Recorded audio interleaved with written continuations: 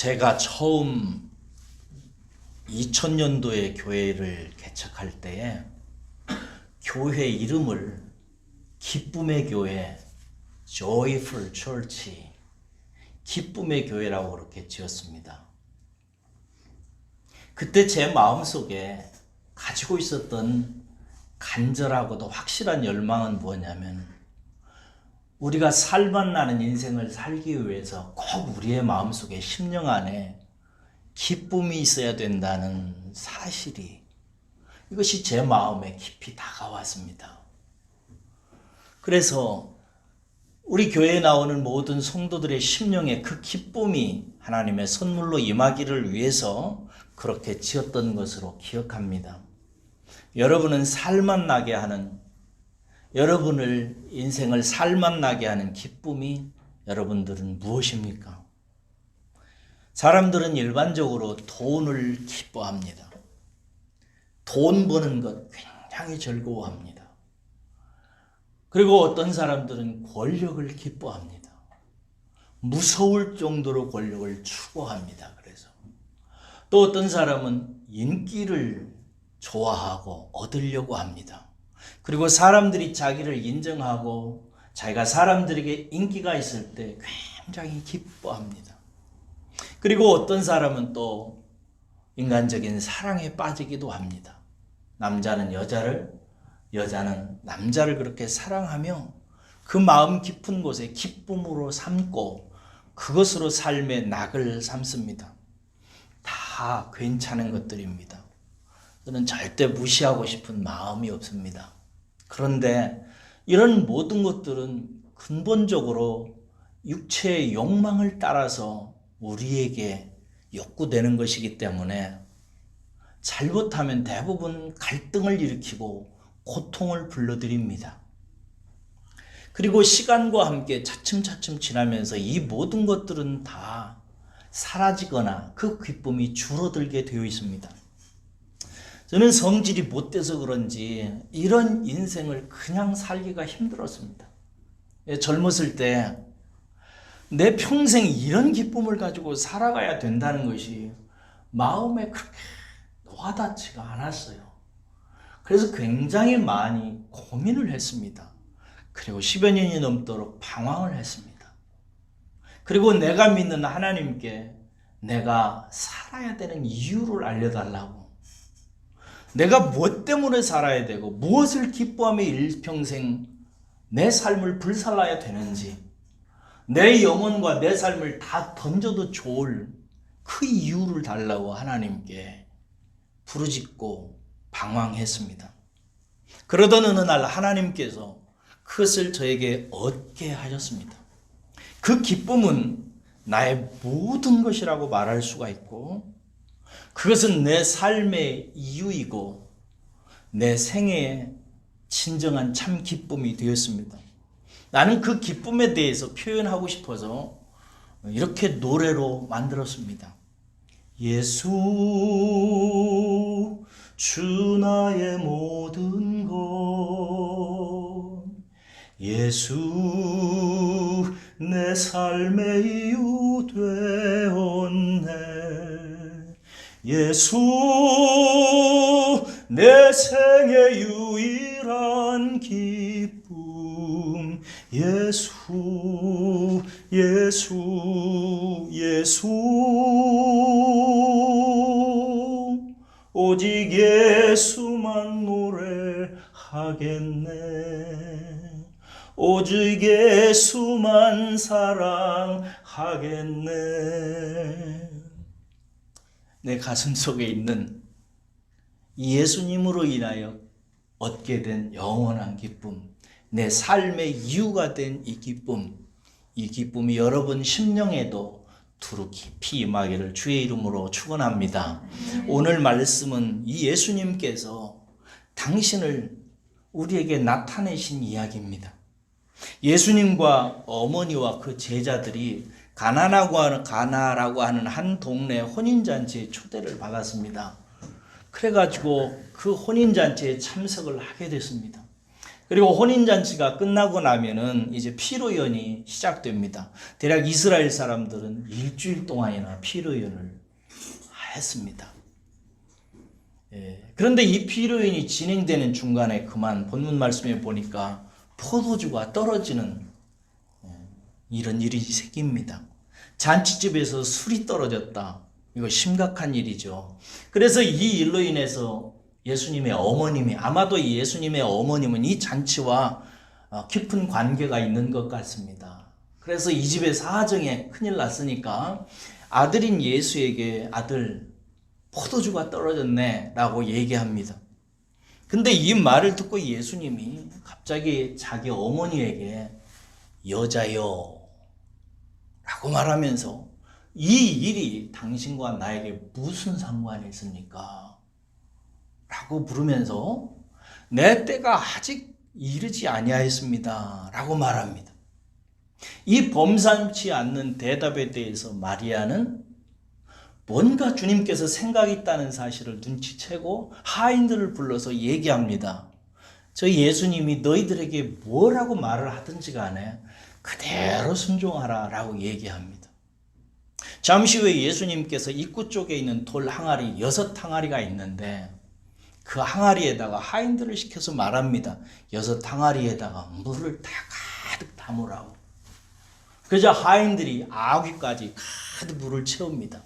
그리고 나서 예수님께서 하인들에게 말씀하시기를 저 물을 연회장에게 갖다가 떠다 주어라. 그래서 하인들이 그 물을 연회장에다가 떠다 갖다 주니까 연회장이 그 물을 받았을 때 연회장의 눈에 포도주로 보이는 거예요. 포도주로 변해 있는 거예요. 그래서 연회장이 그 포도주를 마시고 나서 깜짝 놀랍니다. 신랑을 불러요. 불러가지고 신랑에게 말하기를 여보게 내가 여러 잔치를 다녀봤지만 보통 잔치는 처음에 좋은 포도주를 내서 사람들의 마음을 만족시켰다가 나중에 취하면 좀 덜 좋은 것을 내는데 자네는 나중 포도주를 처음 포도주보다 더 좋은 것을 두었구나 하면서 놀랍니다. 근데 이 일을 기록한 요한은 말하기를 마지막에 이 하인들이 이 사실을 알고 있었지만 연회장은 보지 못했기 때문에 모른다는 사실을 이야기하면서 이렇게 마무리합니다.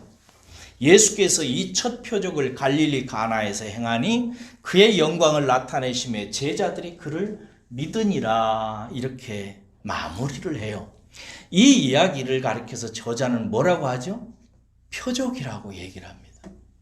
예수님께서 표적을 나타내 보여주셨다는 것. 표적이라는 말은 여러분이 잘 알다시피 영어로 말하면 sign입니다. 그래서 표적이라는 말은 어떠한 사실을 가지고 다른 무엇을 상징하거나 나타내거나 가리킨 말입니다. 그러니까 예수님께서 이 가나 혼인잔치에서 물로 포도주를 만든 이 사건은 예수님이 정말 하려고 하는 일은 물로 포도주를 만드는 일이 아니라 물로 포도주를 만든 이 팩트를 가지고 다른 무엇인가를 가리키고 암시하고 보여주려고 했던 것이라는 것입니다. 여러분 예수님께서는 이 당신의 사역을 통해서 무엇을 보여주시려고 한 것일까요? 먼저 표적의 배경인 결혼이 무엇인지를 먼저 생각하셔야 됩니다. 여러분 인생 최고의 신비와 기쁨은 결혼입니다. 그렇죠? 혹시 반대하실 분 있어요? 한 생명이 태어나서 무덤에 들어가는 순간까지 제일 기쁜 날, 제일 의미 있는 일, 그래서 기념해야 되는 일이 결혼이라는 사실에 대해서 여러분이 반대할 수가 없지요. 다 그렇게 생각합니다. 제일 기쁘고 의미 있는 날입니다. 그런데 이 결혼이라고 하는 것이 대체 뭐냐? 질문을 여러분들에게 드립니다. 창세기에 보면 예수님께서 아담과 하와를 지으시고 말씀하시기를 남자가 부모를 떠나 그 아내와 합하여 둘이 한 몸을 이룰지니라 라고 얘기해요. 그러니까 하나님께서 남자와 여자를 만드셔서 남자로 하여금 그 부모를 떠나서 아내를 구해가지고 둘이가 한 몸이 되게 하는 것, 하나가 되게 하는 것, 이것이 하나님께서 결혼이라는 제도를 제정하시면서 가르치신 정의예요. 그리고 이렇게 남자와 여자가 하나가 되는 것, 이것이 인생에 있어서 제일 신비한 일입니다. 제일 깊은 뜻이 있고요. 가장 깊은 기쁨과 연결되어져 있습니다. 그런데 에베소서 5장에서 바울이 이 일에 대해서 이 문구를 가져와서 얘기를 하면서 이런 말을 합니다. 그러므로 사람이 부모를 떠나 그 아내와 합하여 그 둘이 한 육체가 될지니 라고 말한 후에 이 비밀이 크도다 이렇게 얘기해요. 이게 남자와 여자가 합해져서 하나가 되는 것이 이게 결혼인데, 그런데 이 결혼은 정말 신비하고 비밀스러운 일이다 라고 말하면서 뭐라고 얘기하냐면 나는 그리스도와 교회에 대해서 말을 하고 있다라고 얘기합니다. 그러니까 남자와 여자가 결혼을 하는 이것이 표적이라는 얘기입니다. 이 세상에서 한 남자와 한 여자가 만나서 하나가 되는 이것이 표적이라는 거예요. 무엇에 대한 표적이요? 뭘 가리키는 거라는 거예요? 그리스도라고는 하나님하고 교회라고는 성도가 하나가 되는 것을 가리키고 있다는 거예요. 그러니까 여러분, 결혼의 기쁨, 그것이 인생 중에 가장 크고 신비합니다. 근데 그것을 통해서 하나님께서 우리 인생에게 가르쳐 주려고 하는 것은 그것을 통해서 뭘 가르치느냐? 하나님과 교회, 하나님과 성도가 하나가 되어지는 이 신비와 이 기쁨을 보라는 것입니다. 너희들이 세상에 살면서 남자와 여자가 결혼해서 기뻐하고 즐거워하고 행복해하는 그 일을 통해서 너희들이 정말 봐야 되고 깨달아야 되고 체험해야 되는 게 있는데, 하나님과 너희가 하나가 되는 것, 이것을 체험하라는 것입니다. 여러분, 남녀의 만남과 사랑은 그 신비한 하나님과 성도의 만남과 사랑을 나타내는 표적입니다. 제가 금요일 날 밤에, 요새는 저녁에 자면 한두 시간 잤다가 깨가지고 잠이 안 와요. 어제도 거의 그냥 날을 샜어요. 그래가지고 누워가지고 핸드폰을 이것저것 보고 설교도 듣고 다큐멘터리도 보고 이러다가 어뜻 보니까 이런 가사가 있어요. The Power of Love. 이게 셀린 디온이라고 하는 가수 아시나요? 타이타닉 노래 주제가 불렀던 그 셀린 디온이 부른 The Power of Love, 사랑의 힘이라고 하는 노래가 있는 거예요. 그래서 그걸 꼭 눌러서 듣다가 제가 그만 그 가사를 가만히 듣다가 갑자기 울컥하면서 눈물이 쏟아지면서 얼마나 은혜를 받았는지 몰라요. 그 가사가 이렇게 시작돼요. The whisper in the morning of lovers. 사랑하는 두 사람이 아침에 속삭이면서 시작을 하는 거예요. 그래서 한 여자가 남자의 체온과 마음을 깊이 느끼면서 마치 큰 무슨 파도랄까 운명 같은 것이 굴러 들어오는 것을 느껴요. 그러면서 그 남자의 부드럽고 다정한 목소리를 들으면서 한 가지 놀라운 자기 자신의 운명적 사실에 대해서 이렇게 얘기해요. A love that I could not forsake. 이게 무슨 말이냐면 도무지 끊어질 수 없는 사랑, 도무지 내려놓을 수 없는 사랑, 도무지 끊어낼 수 없는 사랑, 물러날 수도 없고 버릴 수도 없고 완전히 어떤 한 남자와 하나로 엮어져서 돌아서지도 못하고 물러서지도 못하고 끊을 수도 없고 버릴 수도 없고 그런 사랑을 마음속에 느껴요. 그러면서 그 남자에게 뭐라고 얘기했냐면 Whenever you reach for me, 당신이 나에게 올 때마다, 당신이 나에게 손을 내밀 때마다 I will do all that I can. 나는 뭐든지 하겠다고. 당신이 내게 손을 내밀면 내가 할 수 있는 것이 무엇이든 하겠다고 라고 말해요. 그러면서 말하기를 왜 그러냐면은 Cause I am your lady and you are my man. 내가 당신의 여자이고 당신이 나의 남자이기 때문에 나는 당신이 내게 손을 내밀면, 당신이 내게 오면 나는 당신을 위해서 할 수 있는 무엇이든 하겠다고.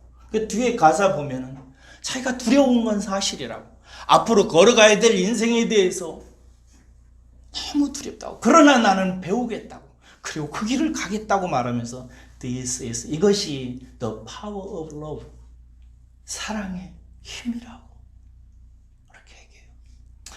여러분, 이 땅에 한 남자 혹은 한 여자로 태어나서 이 세상에 살면서 정말 마음속에 느끼고 봐야 되는 게 있어요. 이 운명적인 사랑. 내려놓을 수도 없고 돌아설 수도 없고 멀리 할 수도 없고, 한 남자와 한 여자와 하나가 되어서 이제 내가 완전히 하나가 되었구나 라고 하는 사실을 깊이 느끼고, 그를 향해서 그가 필요하면 내가 무엇이든지 하겠노라고 자기 자신을 던질 만큼 깊이 느끼는 그런 사람. 나는 여기 있는 청소년들이 꼭 그런 남자 혹은 여자를 만나서 그런 기쁨을 누리면서 살기를 정말 주 안에서 축복합니다. 이것이 결혼의 기쁨, 남자와 여자가 하나 되는 기쁨이라고 노래하더라고요. 근데 제가 그 노래를 몇 번을 들으면서 막 울기 시작하는 거예요. 왜 그러냐면 그게 표적이기 때문에, 그 이야기가. The power of human love, 사람의 파워, 그 사랑의 힘이 사실은 the power of God's love를 나타내거든요. 하나님의 사랑의 힘, 그것을 가리키고 있는 거예요. 그래서 하나님으로부터 어느 날 내가 너를 사랑한다, 너와 내가 하나다, 너와 나는 떨어질 수도 없고 갈라질 수도 없고 내려놓을 수도 없고 돌아설 수도 없고 버릴 수도 없고, 영원히 너와 나는 하나여서 이 운명으로 살아가야 된다로 하나님과 나 사이에 운명적이고도 이 놀라운 사랑에 감동할 때 우리는 하나님께 대해서 이렇게 얘기하죠. 당신이 내게 손을 내민다면 나는 당신을 위해서 내가 못할 게 뭐가 있겠습니까? 그 새벽에 제가 주님께 그랬어요. 주님, 당신이 그렇게 나를 사랑하는데 내가 주님께 무엇을 못 드릴 수가 있겠습니까? 내 인생을 다 드립니다. 그렇게 울며 혼자 부흥회를 했어요. 사랑하는 여러분, 어느 날 우리 주님께서 저에게 말씀하셨어요. 너와 내가 하나라고. 내가 너를 사랑한다고. 내가 네 안에 있고 네가 내 안에 있다. 너는 예수 그리스도 안에서 너와 나는 하나라고. 이것을 제가 어느 날 깨닫고 그 음성을 들었을 때 쏟아지기 시작한 눈물이 한 달을 가더라고요. 매일로 울었어요. 여러분 생각해 보세요. 어떤 한 사람도 나에게 사랑한다고 얘기하고 나와 함께 있으면 그렇게 기쁘고 즐거운데, 천지 우주 만물을 주신 여호와 하나님이 나를 사랑한다 하면서 너와 내가 하나다라고 얘기하는데 이 기쁨을 어떻게 주체할 수가 있겠어요? 어느 날 차를 타고 가다가 막 제 가슴 속에 불이 붙는 거예요. 막 주님에 대해서 막 견딜 수가 없어. 가슴이 막 터질 것 같은 거예요. 그래서 주님께 고백했어요. 주님, 내가 얼마나 주님을 사랑하시는지 아세요? 이 가슴을 아세요? 하니까 주님께서 금방 말씀하신 거예요. 뭐라고 말씀하시냐면 네 안에 있는 그 사랑은 내 사랑이다. 아멘. 내가 가지고 있는 너를 향한 사랑의 작은 한 조각이다.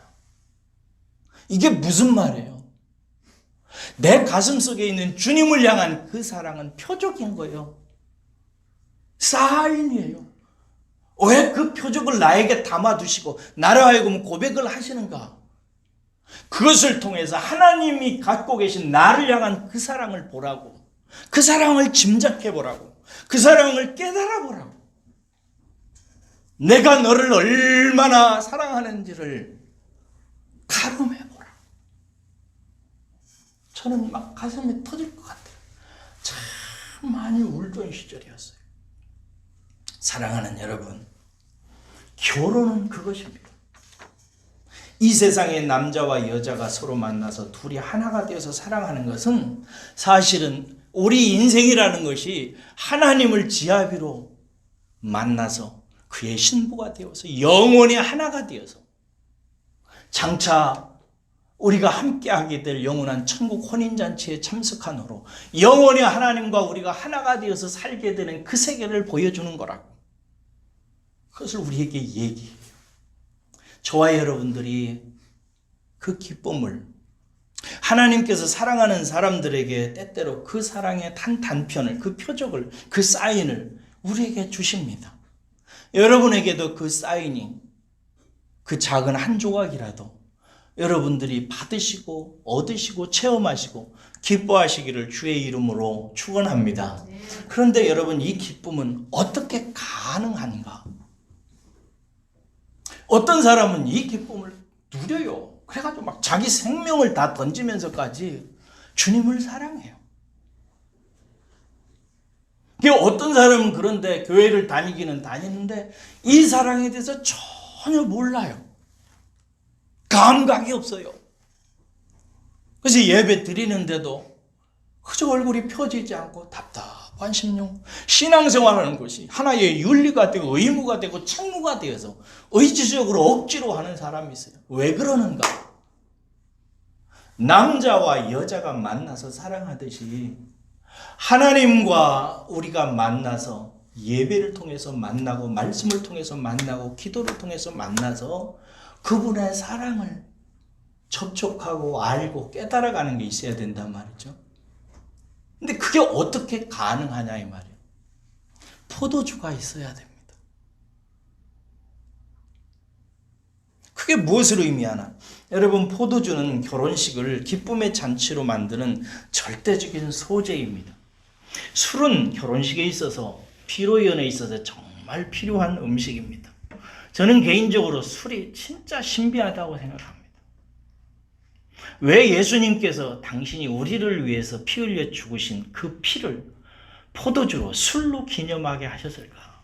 제법 많이 생각한 사람입니다. 제 생각뿐만 아니라 사람들도 그렇게 술을 많이 생각합니다. 이게 그리스 헬라 신화에 보면 디오니소스라고 하는 신이 있어요. 디오니소스는 무슨 신이냐면 술의 신이에요. 술을 통해 가지고 큰 쾌락과 생동감을 주는 그런 신이에요. 그만큼 술은 사람에게 큰 기쁨을 극대화시키는 그런 것이라는 것을 우리에게 가르쳐 주죠. 그런데 오늘 본문 말씀에 보면은 이 잔치에 포도주가 떨어져 버립니다. 큰일 났습니다. 그랬을 때 예수님의 어머님이 예수님에게 포도주가 떨어졌다고 말해요. 포도주가 떨어졌네 말해요. 그러자 예수님께서 뭐라고 말씀하시냐면 귀나에 이렇게 얘기하세요. 여자여. 귀나이라고 하는 이 헬라 말은 절대 낮춰서 부르는 말은 아니에요. 어떤 여인이나 부인을 최대한 존대하면서 부르는 말이에요. 근데 아무리 존대히 부른다고 해도 어떻게 어머니를 여자여라고 부르겠어요? 우진이가 한순옥 집사님 보고 어느 날 집에 갔는데 여자여 밥을 주시오 이러면 어떻게 했어요? 이 썩을 놈 뭐 이렇게 가지 않겠어요? 그러면서 말하기를 예수님께서 이 일이 당신과 나와에 있어서 무슨 상관이 있냐고. 내 때가 아직 이르지 아니했다고 이렇게 말씀하세요. 여러분, 여기서 내 때가 아직 이르지 아니하였다, 이 말은 무슨 말이냐면, 이제 요한복음에서 이 말이 이제 몇 번 나와요. 내 때가 이르지 아니하였다, 이 말은 무슨 말이냐면, 예수님이 십자가에 달려 죽으시고 부활하신 때를 말해요. 예수님이 당신이 이 세상에 와서 당신의 때라고 말하는 것은 예수님이 우리들을 위해서 십자가에 달려서 죽으시는 때를 의미해요. 예수님은 그 때를 위해서 이 세상에 태어나신 분이에요. 왜 그렇게 예수님은 죽으셔야 되는가? 우리들을 하나님께 나아가서 하나님을 만나서 기쁨을 누리고 화목하게 하기 위해서 죽으셔야만 됐다는 사실을 아실 거예요.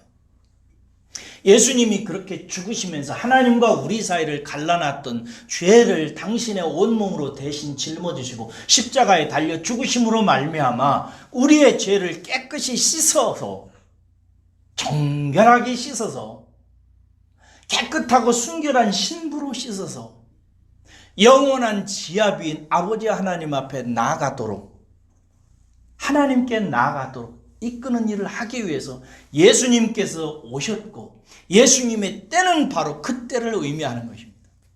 그런데 우리를 깨끗하게 씻어서 하나님께 인도하고 또 그리스도인 예수께서 받으시도록 나오도록 하기 위해서 하시는 일 중에 가장 핵심이 뭐냐? 십자가에 죽어서 당신의 피를 흘리시는 거예요. 이 피로 우리들은 씻고 하나님 앞에 나아가는 것입니다. 그래서 우리가 성만찬을 할 때 피를 마시지는 않죠. 피를 상징하는 포도주를 마시잖아요. 이 포도주는 뭘 의미하죠?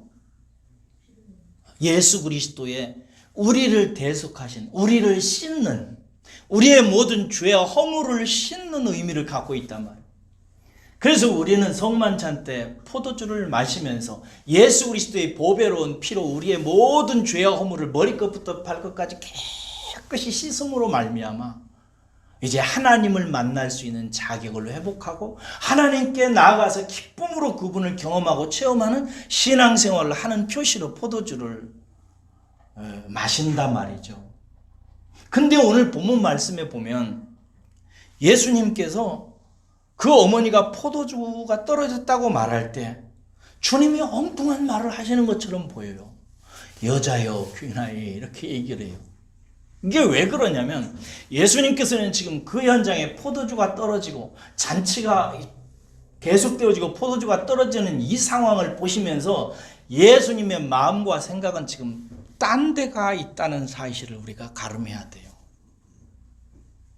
예수님은 잔치에 참석하면서 머릿속에 계속 무슨 생각을 하고 있냐면 우리들과 하나님이 하나가 되어서 사랑하는 모든 당신이 택한 백성들이 하나님의 품 안에 안겨서 기뻐하고 즐거워하는 그 영원한 결혼 예식을 생각하고 있는 거예요.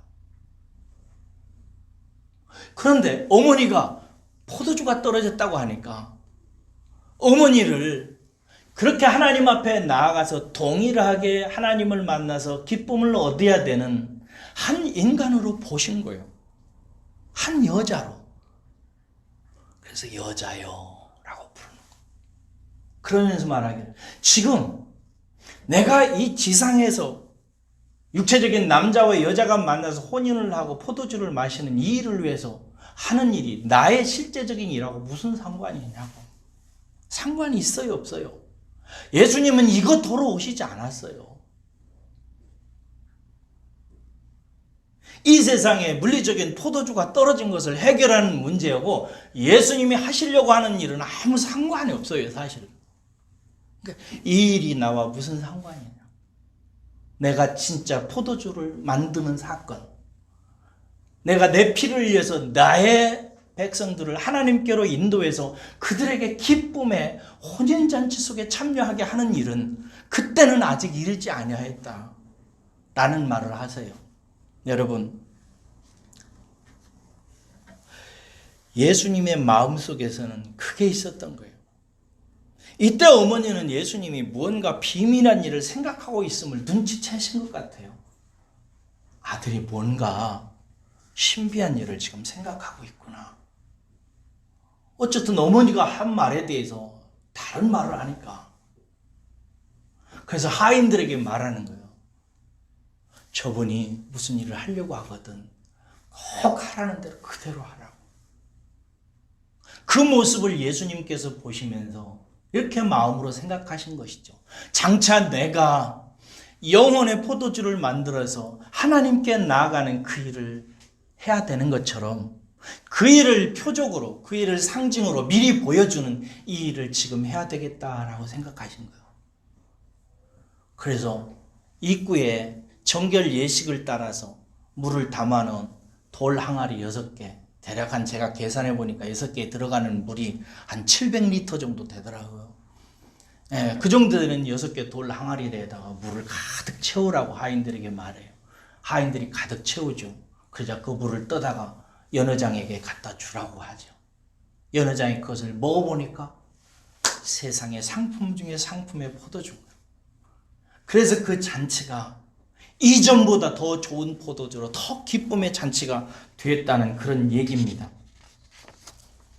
여러분, 최고의 기쁨은 하나님을 만나고 그분의 사랑을 맛보는 것입니다. 그리고 그것을 위해서 우리에게 꼭 필요한 게 있는데 예수 그리스도의 보혈입니다. 유대인들이 정결 예식을 따라서 물 항아리에 나가지고 유대인들은 먼저 손을 이렇게 씻었어요. 깨끗이 손을 씻고 들어가서 포도주를 마시고 결혼의 기쁨에 참석했어요. 영적인 의미에서 똑같습니다. 우리가 하나님 앞에 나가서 하나님을 만나고 그 기쁨을 누리기 위해서는 우리가 먼저 씻어야 돼요. 무엇으로 씻죠? 영적인 포도주인 주 예수 그리스도의 보혈로 씻는 거죠. 그렇게 씻고 하나님 앞에 나가서 하나님을 만나고 누리는 그 기쁨을 얻게 하시기 위해서 예수님께서 이 세상에 오셨고 예수님께서 십자가에 달려 죽으신 이유는 바로 그것 때문인 것입니다. 그러므로 사랑하는 여러분, 그냥 예수 그리스도의 보혈을 내 죄 용서받고 구원받기 위해서 내가 예수님의 보혈을 믿어야 된다라고 생각하는 것도 좋은 교리 중에 하나입니다. 그런데 오늘 이 아침에 여러분 마음속에 새겨야 되는 것이 있어요. 이 인생에 있어서 진정한, 우리가 살아가는 인생에서 진정한 기쁨이 뭐냐? 하나님 만나는 기쁨이라는 사실을 꼭 기억하시기를 주의 이름으로 축원합니다. 여러분, 이왕 신앙생활 시작하셨으니까 꼭 주님 만나시기를 주의 이름으로 축원합니다. 성경을 보십시오. 정말 기쁘게 신앙생활을 하는 사람들이 누구인지를 보세요. 자기 인생을 불태워서 열심으로 하나님을 사랑하고 성도를 사랑하며 하나님의 나라를 위해서 다른 박질 하는 사람들이 누구인지를 보세요. 한결같이 다 경험한 사람들입니다. 예수 그리스도의 보혈은 그냥 그거 보혈로 씻고 하나님의 아들과 딸에서 천국 가기 위해서 주어진 것 맞아요. 그런데 보다 더 근본적인 것은 뭐냐면 예수 그리스도의 보혈로 우리를 씻으시는 이유는 하나님 만나게 하려고. 왜냐하면 하나님은 거룩한 분이시란 말이에요. 죄인은 그분 만날 수 있어요, 없어요? 못 만나요. 그러니까 예수님께서는 우리를 하나님에게 붙이시기 위해서 이 세상에 오셨고 하나님과 하나 되는 영적인 혼인잔치를 예비하기 위해서 이 세상에 오셔서 피 흘려 죽으셨단 말이에요. 그렇게 해서 흘리신 주의 보혈의 피를 믿는다면 그 피로 내 마음과 내 모든 허물과 죄악을 씻는 이유가 뭐라고 오늘부터 생각을 해야 된다고요? 하나님께 나가서 하나님을 만나기 위해서 보혈을 생각하라 이 말이에요. 늘 성경 보기 시작할 때, 기도할 때 제가 교회에서 인도할 때마다 늘 보혈 찬송시킵니다. 그냥 단순히 우리의 죄와 허물을 씻도록 하기 위한 것이 아니라 하나님께 나아가게 하려고. 그렇게 하나님 나아가야 만날 수 있으니까. 여러분과 저의 마음속에 늘 마음속에 내 영혼을 위해서 정말 필요한 게 뭐냐? 기쁨이에요. 즐거움입니다. 희락이에요. 신앙생활은 기뻐야 됩니다. 마음 깊은 곳에 기쁨이 있어야 돼요. 희락이 있어야 돼요. 이것은 어디서 오는가? 하나님을 만나는 데서부터 나에게 오기 시작합니다. 이게 보혈로 씻고 하나님 앞에 나가서 주님 만나면 할렐루야 찬양하세 내 모든 죄 사함받고 주 예수와 동행하니 그 어디나 하늘나라. 하나님께서 우리에게 주신 기쁨은 주님께 나가서 주님 만나서 그 어디서나 하나님 나라, 하나님의 다스리는 나라, 하나님의 임재가 있는 그 나라를 경험하게 하시는 것입니다. 내 환경이 안 좋다고요? 목사님이 내 살림살이를 몰라서 그렇다고요? 높은 산이 거친 들이 초막이나 궁궐이나 내 주 예수 모신 곳이 그 어디나 하늘나라. 할렐루야. 초막이나 궁궐이나 어디에서나 하나님 우리 주 예수 그리스도를 모신 그것이 천국이고 기쁨의 나라라고 하는 사실을 잊으시면 안 됩니다. 언젠가 제가 고향에서 그 서천에서 왜 낫으로 아내의 머리를 자른 사람 얘기했잖아요. 아니 머리를 자른 게 아니다. 큰일 나겠네. 머리카락을 자른 사람 얘기했잖아요. 그 남편이 아내가 자꾸 교회에 나가니까 그게 싫어서 못 견디는 거죠. 그래서 어느 날 아내의 머리카락을 막 낫으로 잘라버려요. 그런데도 불구하고 그 여자가 그 성도님이 교회에 나오는 거예요. 그 성도님을 남자가 어떻게 이기겠어요? 그래도 나가는 거예요. 어떻게 하지를 못하다가 이 여자가 교회 가서 뭐 하나 하고 찾아갔다가 새벽 예배 뒤에 가서 가만히 기도하는 거 들어보니까 하나님께 기도하기를 아버지 하나님 우리 남편 불쌍히 여겨주세요. 사랑하는 내 남편 구원해 주세요. 막 하고 기도하는 것이었다고 그랬잖아요. 그래서 돌아와가지고 밥상머리에서 남편이 아내에게 물었대요. 야, 내가 뭘 그렇게 모르냐? 네가 모르지 그새 내가 뭘 모르냐? 내가 모르는 게 뭐야? 하고 물어서 그 밥상머리에서 아내가 남편에게 복음을 전했고 그래서 이분이 우리 고향 교회에 나오게 된 거예요. 근데 나중에 이 이야기는 여러분들이 한 얘기가 아니에요. 나중에 그 남자분이 간증하는데 이런 얘기를 하더라고요.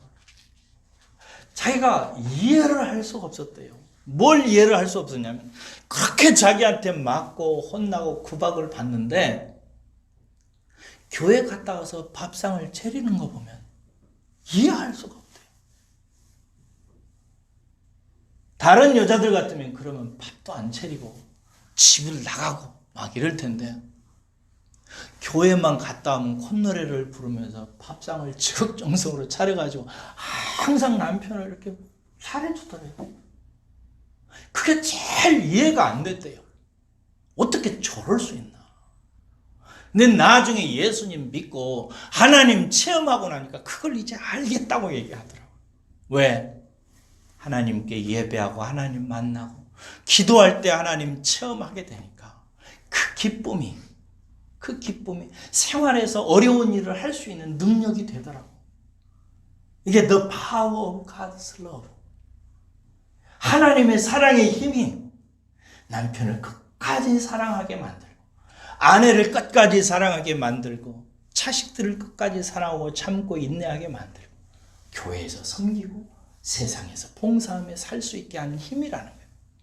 우리가 세상에서 하나님의 율례와 계명을 따라서 그 삶을 살 수 있게 하는 힘이 어디서 오는가? 이 힘을 받지 못하면 우리는 율법신앙으로 안 가고 싶어도 그냥 갑니다. 왜? 하기는 해야 되고 할 힘은 없으니까 억지로 의무를 따라서 한단 말이에요. 이게 성도가 신앙생활을 힘들게 하는 이유입니다. 사랑하는 여러분, 여러분들은 모든 여러분들의 섬김과 사역과 봉사와 뒷바라지하는 모든 것들이 하나님을 만나는, 하나님과 하나된 하나님의 사랑으로 말미암는 신앙생활을 잘 체득하시기를 주의 이름으로 축원합니다. 그렇습니다. 이 큰 기쁨에 이 힘이 있어야 우리는 살 수 있습니다. 우리가 세상을 살아가면서 어디에서 힘을 얻을래요? 어디에서 기쁨을 얻을래요? 혼인 예식에 참석한 사람들이 물두멍에 손을 씻고 예식에 들어가서 기쁨과 즐거움을 함께 누리듯이 우리들도 예수 그리스도의 보혈로 우리의 모든 몸과 마음을 깨끗이 씻고 하나님 앞에 나가서 하나님 만나고 하나님의 말씀 깨닫고 하나님의 은혜 체험하고 나서 그 기쁨과 그 즐거움으로 남편을 섬기고 아내를 섬기고 가정을 토닥거리고 자식을 키워내는 그런 여러분들 되시기를 주의 이름으로 축원합니다. 이 기쁨은 여러분 그런데 경험해 본 사람만 압니다.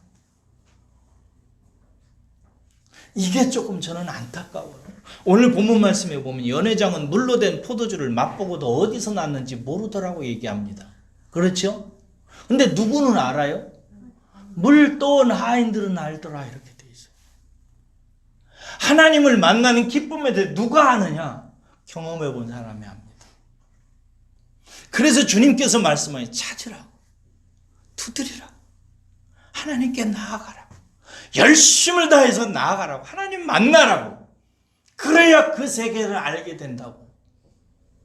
이 말씀에 대해서 하나님께 나아오라고, 하나님을 찾으라고, 찾을 만할 때에 찾으라고, 지금은 은혜 받을 때라고 하나님께서 말씀하시는 이 말씀에 여러분 순종하시기를 주의 이름으로 축원합니다. 오늘 본문 말씀에서 이 하인들이 어떻게 알았죠? 알게 된 이유가 뭐예요? 예수님께서 돌 항아리에 물 채워넣으라고 했을 때 순종했기 때문에 그 비밀에 대해서 알게 된 거잖아요. 만약에 이 하인들이 순종하지 않았으면 그런 비밀을 알게 되었을까요? 지금도 마찬가지입니다, 여러분. 주님께서는 당신의 보혈의 피를 우리에게 허락해 주셔서 우리를 씻어 놓으시고 하나님께 나가라. 너희들은 자격이 있는 자들이다. 너희들은 하나님의 아들과 딸들이다. 너희들은 하나님 만나야 된다. 나를 만나야 된다. 성령을 체험해야 된다. 그래야 세상을 이길 힘이 거기서 온다. 너희들의 진정한 기쁨은 거기에 있다라고 말하면서 자꾸 그 기쁨을 누리라고 얘기해요. 찾을 만한 때에 찾으라. 지금은 은혜 받을 때다. 간절히 찾는 자에게 반드시 응답하신다. 하나님은 당신의 아들과 딸들이 밤낮 부르짖는 그 음성에 나 몰라라 하시는 분이 아니시다. 세상에 나쁜 자식도 자식에게 좋은 것으로 줄 줄 알거든 하물며 너희 하늘에 계신 아버지일까 보냐. 이 믿음이 없는 자들아 하면서 우리에게 계속 그것을 부탁하세요. 경험해봐야 안다고. 그러니까 사랑하는 여러분, 이 주님의 부탁, 하나님의 초청에 아멘하고 순종하고 늘 하나님 앞에 나아가기를 힘쓰시기를 주의 이름으로 축원합니다. 오늘 예수님께서 자기의 영광을 이렇게 나타내셨어요. 제가 여러분들에게 영광이라는 말을 많이 가르쳤습니다. 예수님의 영광이라는 말은 예수님의 예수님다우심이 나타난 거예요. 정말 예수님의 놀라운 모습이 이 가나 혼인잔치에 기적을 통해서 나타난 거예요. 뭐예요? 예수님은 우리들을 시키셔서 하나님께로 데리고 가는 거예요. 하나님께. 그래서 하나님과 하나 되는 기쁨을 우리라고 누리게 하시는 분이라는 사실을 예수님께서 보여주신 것입니다. 저와 여러분들의 삶 속에 하나님 체험하는 기쁨, 하나님 만나는 기쁨, 그것이 늘 풍성하시기를 주의 이름으로 축원합니다. 기도하겠습니다.